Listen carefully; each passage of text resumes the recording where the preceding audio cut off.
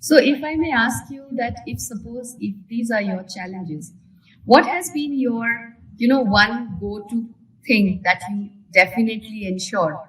Like if it comes to has been your journey to inspire people, what is that one thing you always do to inspire others?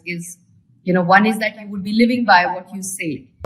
Societies are built, organizations are built, communities are built on some role models. Really think through as a transparent mirror of this profession where you have seen your colleagues, you have seen this fraternity. Do you think there are certain things which in this functional area people can actually bring a change by the way they think? See, skills can be acquired. Some values and traits are very difficult to cultivate in people.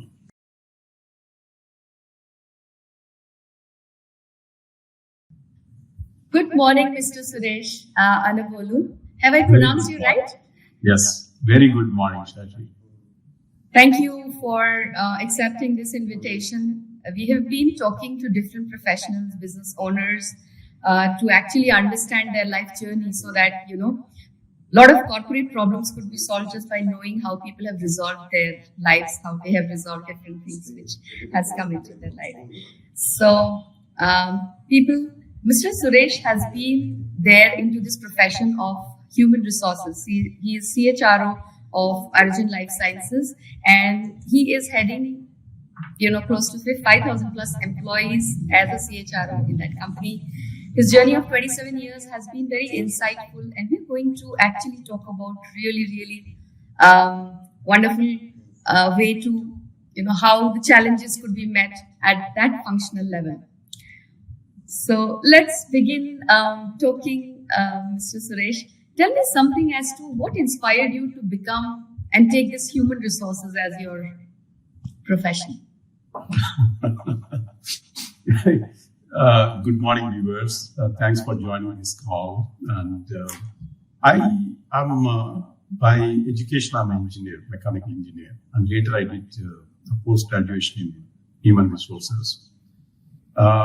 But career started in human resources before my education in human resources, post-graduate diploma in human resources. It is not by chance, but it is a choice. I started my career in business development, and those days it's called sales and marketing for a software products, engineering software products. And during that journey, I get to work for a company where I touched, felt, impressed with the HR function, and I started reflecting what is the right future career path for me. And I took career counseling of one of the very well-known person in Hyderabad at that time, and he told me for kind of competencies, kind of traits, kind of interest I have, the personal management. And those days it's called personal management. That can be a great career for you. And I reflected for some time, then left my career in sales and marketing and joined with one of the consulting company as recruitment head, which is close to sales and marketing function. And later I did my post-graduation. It is sheerly my choice. And the choice, when I made it, it is because I feel like, feel like doing something great in human resources that time. But later after coming there, I felt this is so much of opportunity to touch the lives of people as a HR, human resources professional. And that's how I landed. It is choice, Shashi. So you have been a people's person from the very beginning before the profession. Yes. Wonderful. So are you happy with that choice today? If you have to look back all those 27 years and the way you choose this profession, are you really successful? Are you happy being here? The success is yardstick, which I kept for myself. Correct? What is the success? If I look back and say what is the metrics I kept it, what are the measurement, I exceeded that, Sachi. Never expected that, for such large organization I'll be heading. The impact I created to the organization, the leadership, the societies I am working with. I'm really happy. I think it's more than what I can envisage, 20 years back. Very, very happy with that. Wonderful. And that's, I think, for a professional, the biggest satisfaction is that wherever that person is, he's really contributing to this world rather than just taking away things from this world, So I believe that's a great satisfaction. Wonderful. So if I may ask you, what have been your 3 principles which you have lived by and which you always think that they help, this profession per se? So one is humility, Sachi. That's what people say, and I also believe that differentiate me with other HR professionals or other colleagues of mine. The second is honesty. My colleagues, my bosses, my board members, no need to second guess what I'm saying, what I intended to do. That is the second principle. Third is one of the principles I kept for myself, which is very important, is I will be successful by making others successful. That's the third principle. I lived entire my life. Once the principle came to my life, after that I started living on the principle. That is the third one. No, it's only my success is our success.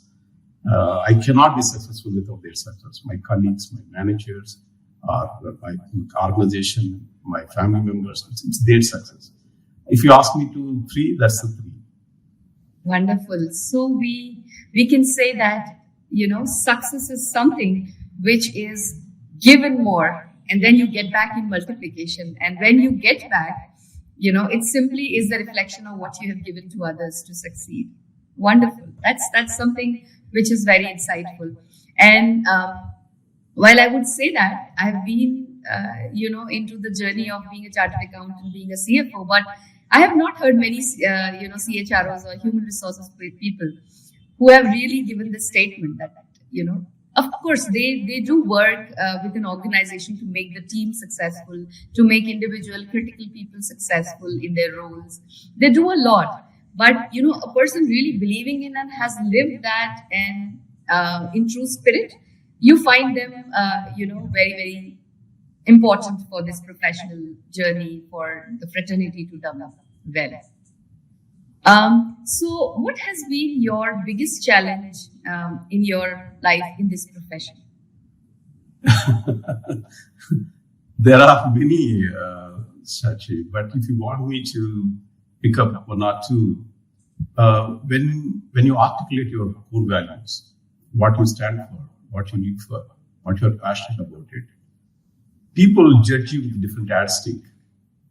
And living with that new yardsticks is very difficult to lead the life. If I don't say I'm an honest person explicitly, the yardsticks are different. If I say I live by this value, this is who I am, and people start measuring with a different yardstick. So the biggest challenge I go through that is because I articulate this value in the forums, public forums, in the organization, in the speech engagement. I believe that living up to that is a very difficult thing. I go through that. Once you have committed in public that you exactly. You're honest. I have a different yardstick. My leadership team, everyone say that you said this, you articulated this is what you are. Why are you doing that? That's one big challenge I go through that in life, leading the life, that consciousness of the image or what you stand for. The second biggest challenge is I want to create India's Indian organizations great, by making Indian organizations global organizations and live up to that standards. I'm sure there are good companies in India which already reached that milestone, including Infosys and Microsoft of the world and many other companies. Inspiring, second biggest challenge I go through that, inspiring my colleagues, senior people, senior executives on living on that dream. How do you make your organization great, your function great? Is something at least a new baseline, benchmark in India. Inspiring them. It's not easy inspiring people. And also, how do you inspire them? Having conversations, unleashing their potential, giving a direction, reflective questions. That's another big challenge I go through that. The third challenge is, in addition to leadership, is I think values, cultivating values in the organizations.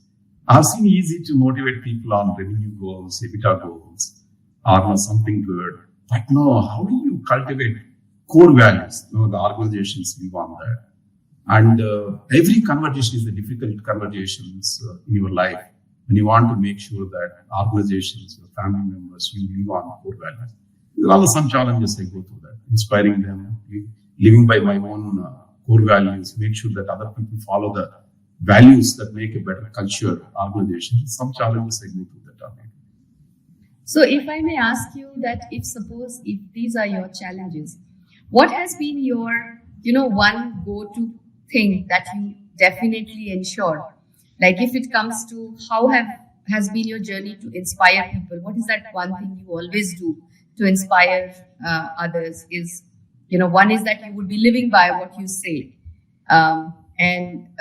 People come by and say that, you are a personality, we learn so much from you, kind of thing. So is there something which reminds you that, I have been reminded a lot of times that I do this good, and that is why I feel that, I have somewhere inspired people. Is there something which people have, reflected back and told you back that this is something where we get inspired? So living by example, there is no secret on that. To inspire the people, building that trustworthiness and living by example. Sometimes I take some time to preach or to say some words. People ask me why you are not saying that. And I say, right now that is not my strength. If I say that, you started seeing me in that angle or not that. So sometimes I bring my change in my behaviors. Recently, I brought the thing is every HR person at Tarajan need to respond to emails within 1 day, and it took some time for me to articulate and implement that because I was not responding in 1 day. So a couple of weeks I practiced it, changed my priorities, discipline brought in myself. Then 1 day I stood up. Today almost we are going to do that, and I used to send the pictures of. From that saying, at 6 o'clock, I have only 10 emails, but no, I cleared almost 250 emails today. So that's how I do that. Living by example. There is no secret to that, recipe to that. And people hear and see what you do. They actually don't value just by hearing what you say, but they see what you do. And that's a principle, I think, for everyone which applies. So probably that is the reason why people get inspired.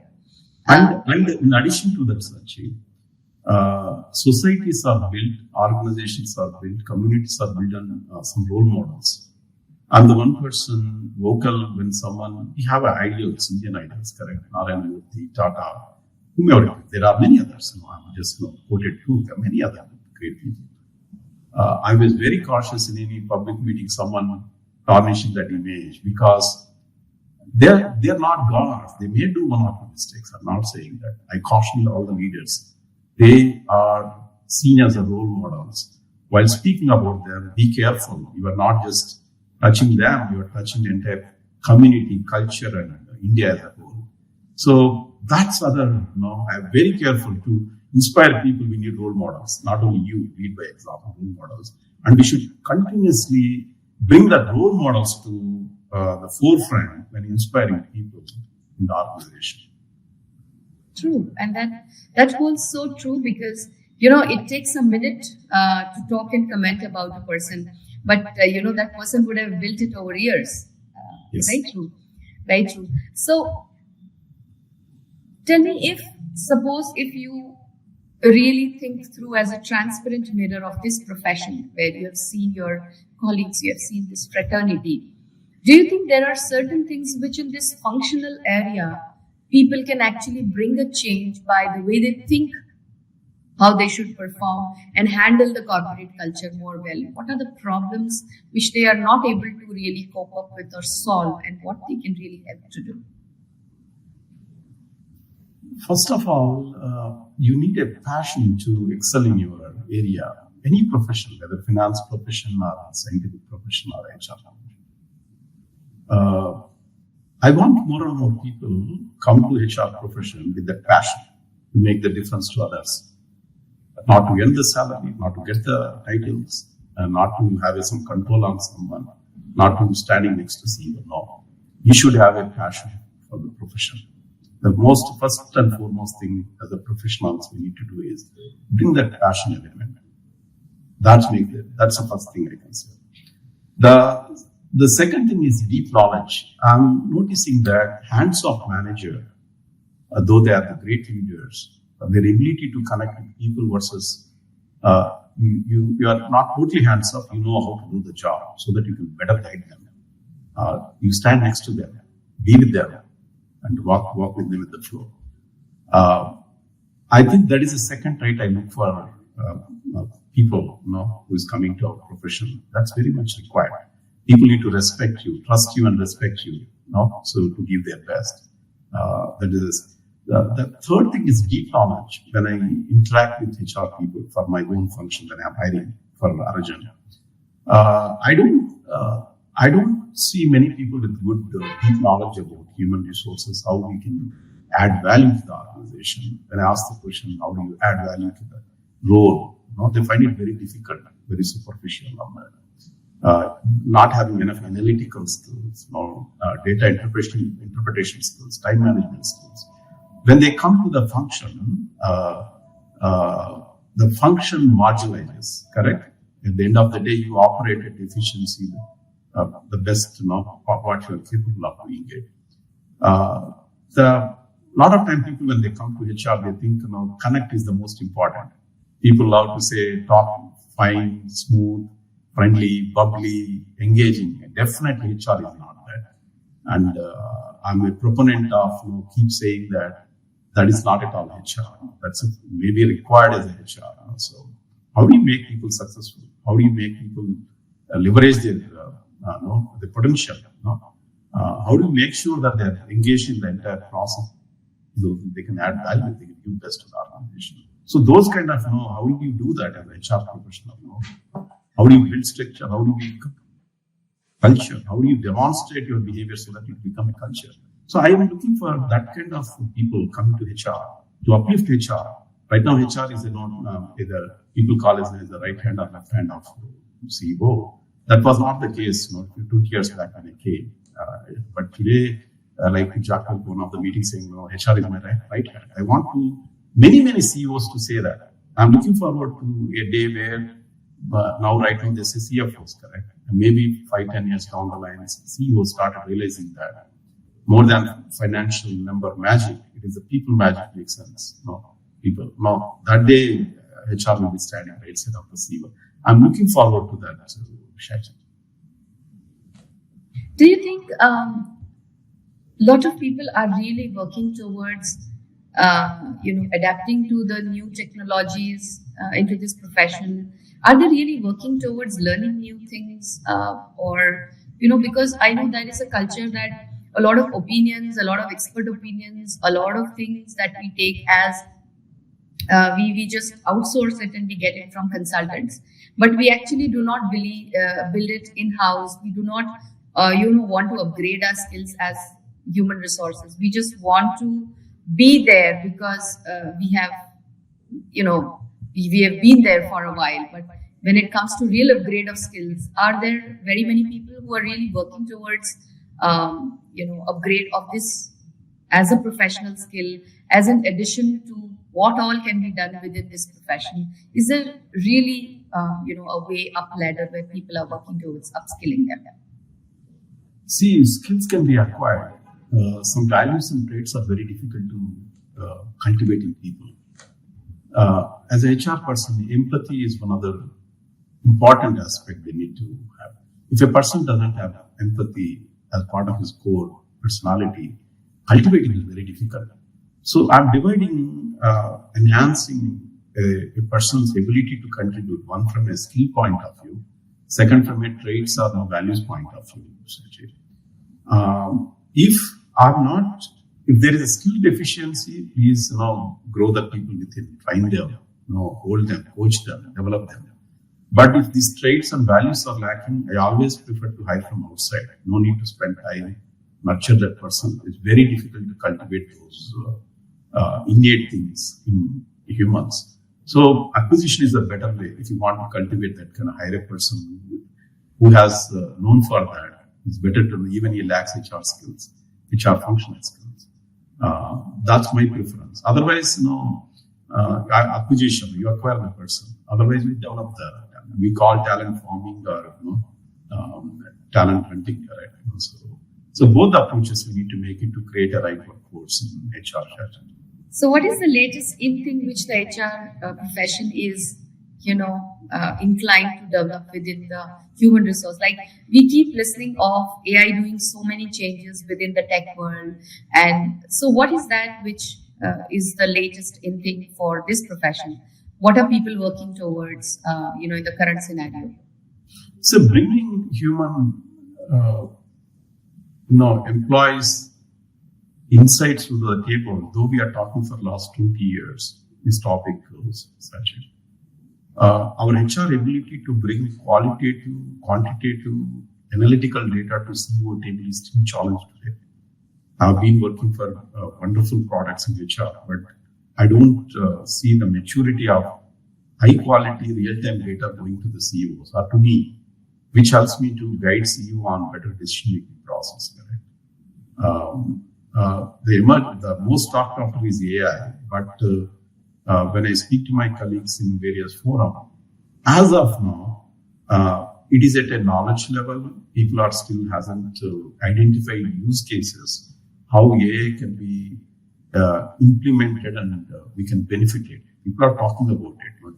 Many things, ChatGPT, Google has come up with their own AI tool, but it is not at a implementation level. We have explored many. We had many discussions with one of the industry renowned people, but it's still at exploratory level. But that is the most talked about AI and HR. So do you think that HR profession can be seen differently if something new as a development within behaviors or within skills or within the whole box of this function can reflect on, is there something which is more to just about managing people and upskilling? Can HR perform? We've been hearing that always this profession or this particular function enables an organization to bind the employees, to engage the employees, to help in hiring and retaining the employees, to help the organization in terms of how the employees can perform better. Is there anything more to this profession which is not really heard about, which people are still doing in this profession, which is newly coming? I think we were talking about employee centricity. We are talking about employee life cycle management, correct? Like hiring to, developing to, retaining to, rewarding them, and those kind of things. Though one of the HCL ex-CEO has spoke about employee first, I don't see that momentum towards that, like the kind of importance organizations gives to customer and clients. I have not seen momentum towards that. And I'm a believer that in the cycle of value creation in the organization, when you take care about employees and happy, engaged, deeply connected employees, will create a value to the organization by making customers clients happy. I see still that the process flow, we jump that, we directly go to the customer. We don't see engaging customers, increasing revenues, increasing profitability through employee. That is the value HR can bring on table by articulating it in every meeting. Sometimes we are successful, sometimes we are not, but bringing that conversations regularly with the leadership team is the one value you can bring on the table. So are human resource professionals always people's person, or they sometimes when they are on vacation they can just switch off and they can be themselves, or they are always people's person? I mean, is there time where, on a lighter note, that you find always within people, of people, for people, person, and then suddenly is there a second life or the second identity to this profession where people can still breathe in and be themselves, that they want to be secluded for a while? Is there possibility where Yeah, people still live a different life than what they are as a professional. I think it's a depend on personality. Some people can mask themselves. Uh, Sometimes people can live in compartments, positively speaking. I don't think so all can do that. We are not mastered to that because your traits will carry in every aspect of your life. It is not easy, correct? But if you see is the right thing to do as a person means you need to live for people, by the people, something like that. That if you are passionate about it, you do that such because I'm passionate about creating, unleashing potential in people, unleashing potential in organization. Even my hobbies are only revolve around that. Sometimes my colleagues comment me that you don't have any other hobby other than this. Why is that? You don't come and chill with us. You don't do that. But that's what I am. But I have seen some people successfully having, balancing that. But I'm not that person. Even if it's a community, I take some kind of community work. When I'm free at weekends, I connect with some of my ex-employees if they have a problem. I hired them maybe 15 years back in my computer associate avatar. He was director for that CA. And I do some kind of community work, make sure that if they have problems are addressed it, resolved it. That gives immense satisfaction to me. But I am not preaching or propagating that there's the right way to lead the life. That's not who I am. But I have seen people able to balance that. The first question you also greeted is the HR people are always, people. I don't think so. For me to run the HR function effectively, I need some great executors, some process experts, some policy experts, some strategic thinkers.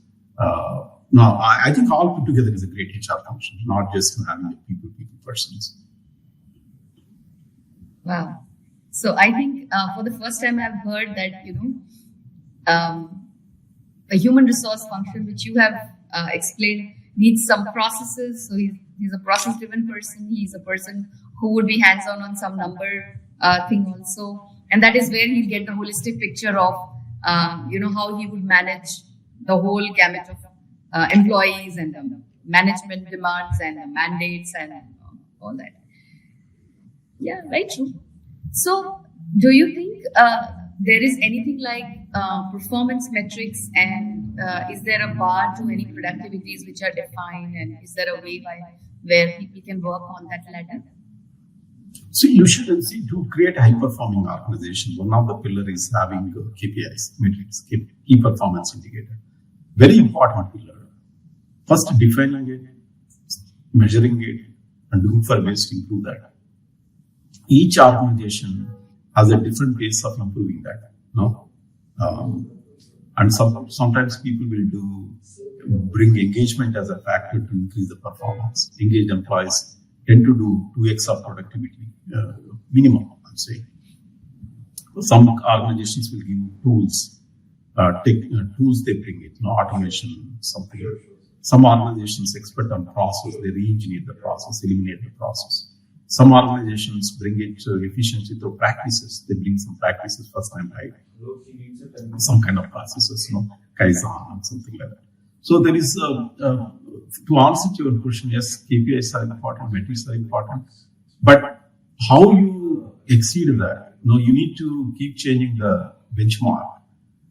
That's very important in creating a high-performance organization, and HR has a critical role to play. Organization become complacent once you set performance metric is this. They will be there for years together. You as a HR head need to push them, ensure that stretched goals, stretched KPI.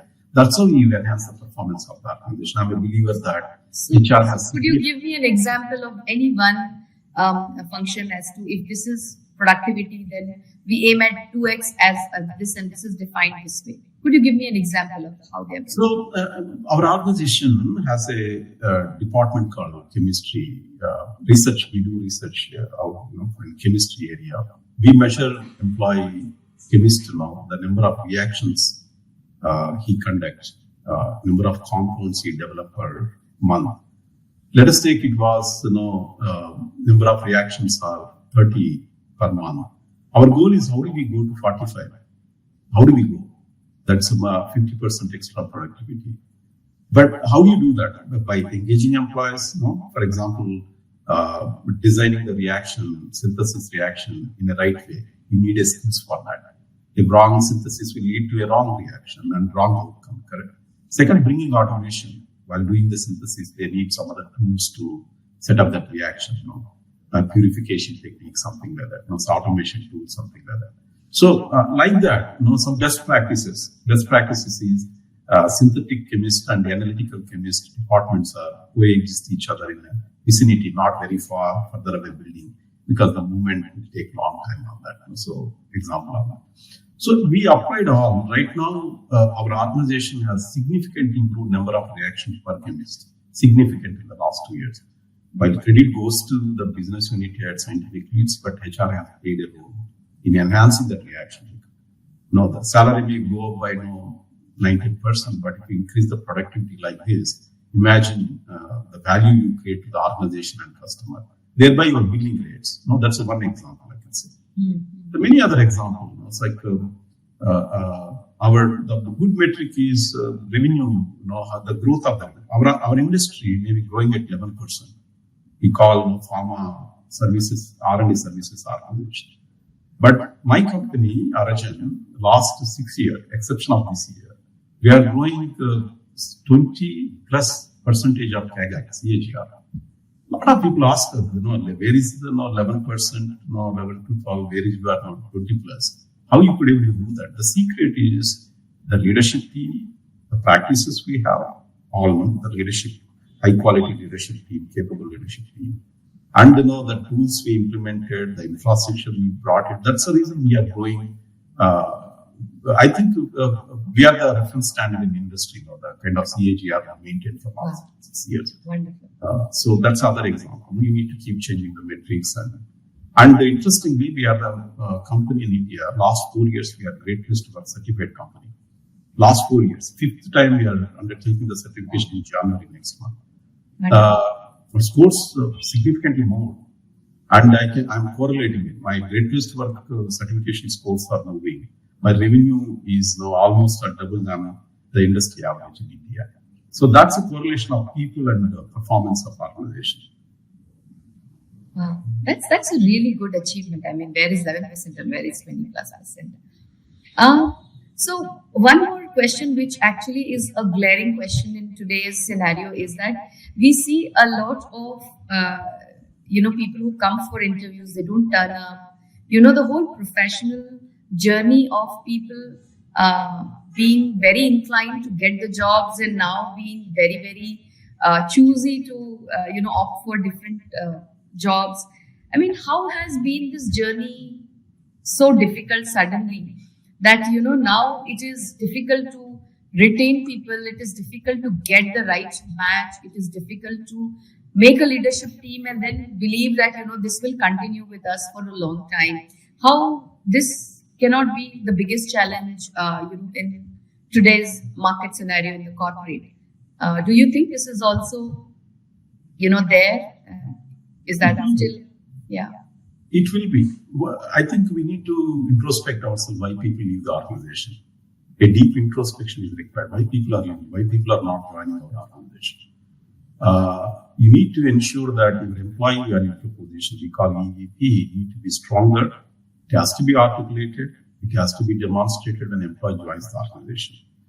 Fundamentally, most of the organizations in India, they don't have EVP, employee value proposition. Now, even they have EVP, they don't articulate it in every employee lifecycle management. They don't. That triggers more and more attrition. That triggers new hire attrition also. When they join, they realize that what the recruiter has said, that's not the reality of the organization. So I make leaders conscious about our employee value proposition. Why did we together kept it? What are the issues? If we take this decision, it will have impact on that. If you behave like this will have impact on that. So make leaders, managers who are committed to employee value proposition. They see employee branding as a very important aspect in bringing best talent. If they don't think that way, it's very difficult to convince them. Correct? Branding is very critical. Yeah. True, but EVP comes into picture when a person has already joined. What about the mentality that people are not turning up for interviews? They have lined up so many things that they are now choosing it up. So is that the jobs have increased and the people have gone less, or is it that the attitude has changed within the corporate world when it comes to taking up the jobs? EVP employee branding is both are correlated. Actually, EVP is more about internal employee value proposition. Correct. Branding is what external market perceive about you. You need to articulate the EVP to strengthen your employee branding. If employee branding is strong, people will turn out for interview, quality people, correct? Otherwise, if there is a perception in the market, it's a very difficult place to work, they don't pay well, difficult managers, attrition is people don't join. The most important is the market feel that you are not growing as per the industry, they don't join. So that's the reason I brought the correlation of employee branding and employee value. That as a HR leader, HR people need to be very, very concerned and cognizant and thinking about is the branding what I'm creating is able to attract the right people and retain the right people, a value proposition, something like that. So I believe to attract and retain is very, very important. Second is, I think also important thing is whenever we have gone through challenging times, I created a group called our pharma services industry, CHR group. I took lead in India, brought all of them together with my personal relationships I have with them. And we started asking right questions like this, okay, what is the right thing to do? Why people are leaving us? Why we could not able to attract freshers from good institutions? Why they are going to pharma giants? Now what is something? Why they don't come to us? And we realized that our base salaries are low compared to the MNC. Can we increase it? 1 year, can we take this increase it so that seed talent, what it comes to our organization, that determine 10 years down the line quality of managers, correct? They become managers. Mm-hmm. So I have taken, with the help of my colleagues, I have taken this kind of very new steps like creating the forums, moderating on a monthly basis, making sure that talent pipeline created through freshers, that is and also succession planning, very, very important. You can't rely on external market always, actually. You need to have a pipeline of leaders. Right. So we are the one company in India, including in the IT industry. We are ahead of the curve, I can tell you. I have a transition program. Fresher to corporate, I have an engagement program. Individual contributor to manager, I have an empower program. Manager to senior manager, I have a program, a different program called LEAP. Senior managers to vice president, LEAP plus. Like that, I defined the programs which make sure that people transition between bands, in a planned, skillful, and predictable way. That programs are very popular in my company, and even sometimes I hear my competitors also would like to implement same stream of programs, etc. Wonderful. I think that is where a person would get a chance to work towards the skills and upgrade himself, and then work towards the succession planning, which organization is so inclined to. And there's no vacuum while people leave. It is seamless. The functionality of the organization. Yeah, wonderful. So, if I may ask you that, what is left now? You have been, at a position which is an aspiring position for any human resource person. Is there something which is there in your heart that this would be my, something which I look forward to doing for my next target or for my next goal in life, or, I would like to work towards something on this. Is there some aspiration which is there within you, which you would like to actually accomplish or work on it? Yeah. So obviously, I told you, I think indirectly articulated my career vision when I came to HR. I started writing what I want to achieve. Obviously, I want to create values, and I want to enhance the values and valuation of organizations in India. That's important for me. Values of people who's working in an organization and valuation of the company. Both are important. And indirectly, I'm saying profitability. only say values will be outlier. No, so you need to enhance the valuation. That's where investors invest in the company. So that's a journey. I'm certain extent I experienced with Arjun. Last 12 years I'm working with Arjun. I had a great chance to work with my great managers, great board members, eminent board members, globally respected board members. What next to me is I'm inspired looking at my board members. I really inspired the way they demonstrate, bring insights, the coach us, they hold us, they nudge us, they push us. So if I'm looking for something more is, no, can I help many organizations down the line, not just Sarajat? Many leaders in this journey. And that's where I can enhance my sphere of influence. If many leaders think like that, creating the values and valuation is important, I'm achieving my life goal. For that, so I can be executive coach. I can be part of board of director of some of the startup companies and bring that kind of a inspiration in the leadership team. They looked up like I'm looking at my manager and my board members. One day they look at me. I think that I see as the next logical transition from this role. Wonderful.